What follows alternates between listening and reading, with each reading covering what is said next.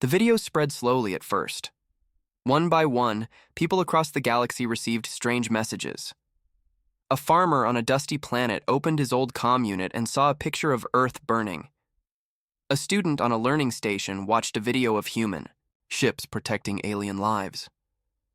A soldier on a war moon paused during training to read an old message marked "Top Secret. Humans helped us first."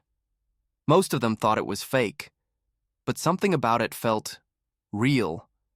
And soon they began to ask questions. Why? Would someone fake this? If humans were so evil, why are they shown saving people? Why are there no records of this in our history? The council tried to stop it. They shut down data channels. They arrested truth sharers. They called the videos lies and declared them a threat to peace. But it was too late. The more they tried to silence the truth, the louder it grew. On a moon, based near the edge of council space, a young pilot named Sira found the truth file hidden in a game code. She watched the entire thing in silence, then shared it with her squad. One of them said, "This can't be real." Sira answered, "Maybe not, but what if it is?" Across the stars, others began to speak. Not loudly, not yet, but in quiet voices, over broken signals behind locked doors. Trellick watched the movement grow from his chamber at the summit. He checked the secret network every night.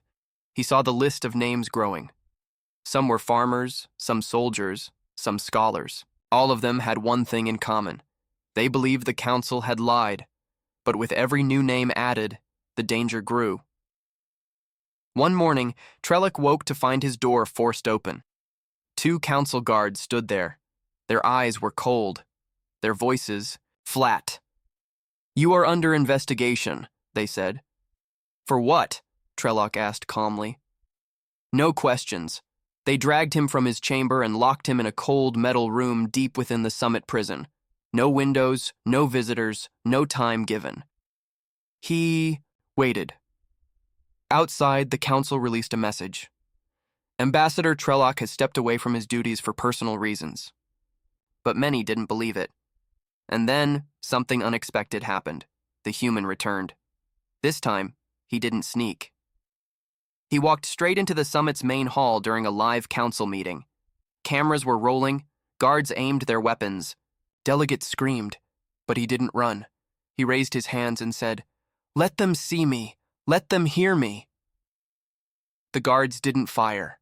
The council chairperson stood and shouted, "You are not welcome here. This is a secure zone." The human looked directly into the camera. Then why is the truth not safe? Gasps filled the hall. He took a small device from his belt and pressed it. All screens across the galaxy changed.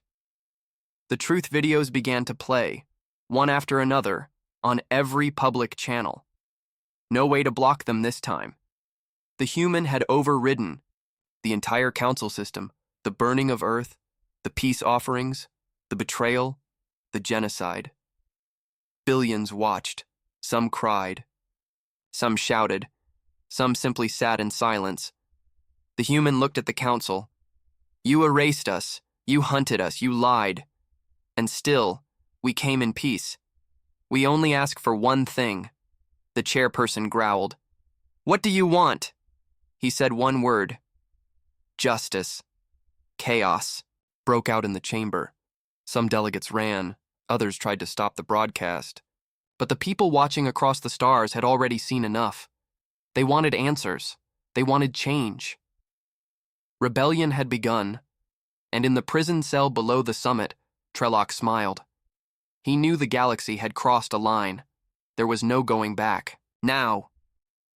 The truth had been revealed, and the people were ready to rise. All across the stars, the galaxy was waking up. After the broadcast, nothing felt normal anymore. On trade worlds, angry crowds filled the streets. On cold mining moons, workers stopped working and started talking. On rich space stations, even the high-class citizens whispered about the humans and the lies they had just seen. The council tried to take back control. They shut down networks. They sent ships to block signals. But it didn't matter. The truth had already reached too many minds. and minds could not be shut down like machines. In the shadows of the galaxy, something new began to form. A quiet movement, a rising force. It had no flag, no leader, only one name: the Truth Fire. Everywhere, people joined. A pilot on a border patrol left his post and flew into deep space, looking for survivors of Earth. A teacher who once believed the Council's history began teaching real stories to her students. Even a group of former soldiers, tired of lies, formed a secret alliance and swore to protect any human who showed themselves. And slowly, humans began to appear. Not many, just a few at first. They came out of hiding wearing simple clothes and calm faces. They didn't attack, they didn't shout, they simply spoke. "We are still here," they said. "We are not your enemy." One of them, a woman named Elia, stood on the edge of a public square on the planet Vern. A crowd had gathered, unsure whether to believe her or fear her. She spoke softly. "We offered peace long ago. They gave us war. We hid, yes, but not out of hate, out of pain. We never forgot the stars, or you." People listened, some cried, and many for the first time in their lives felt shame, not because of what they had done, but because of what they had believed. In the summit prison, Trelloc was finally brought out, but not by council guards. Prison doors opened with a hiss, and there stood the human who had started it all, Callan. Beside him were ex-council workers, rebels, and even a few summit delegates who had turned against the old order. "You're free," Callan said. Trelloc stepped out surprised. "How did you get in here?" "The same way truth gets into a locked heart," Callan answered. "Patiently." They left together. The summit tower was in chaos. Most of the council members had fled. Some had been arrested by their own people. Others were hiding, afraid of facing what they had done. Outside, the streets were full. Aliens of all kinds stood side by side, holding signs, candles, and hope. Trelloc walked out and saw the crowd. He didn't raise his voice. He didn't wave. He simply said, "They lied to us. We believed them. But now we must choose what we become next." The crowd roared, and above them a fleet appeared in the sky. Human ships, old but strong, slowly entering orbit. They didn't fire. They didn't threaten. They just hovered, watching. A new council would be needed. A fair one. Talks began the next day, not behind locked doors, but in the open with cameras showing every word. Humans were invited to speak. Survivors were honored. The galaxy was beginning to write a new story. But not everyone was happy. In the dark corners of space, the old council's secret fleet still waited.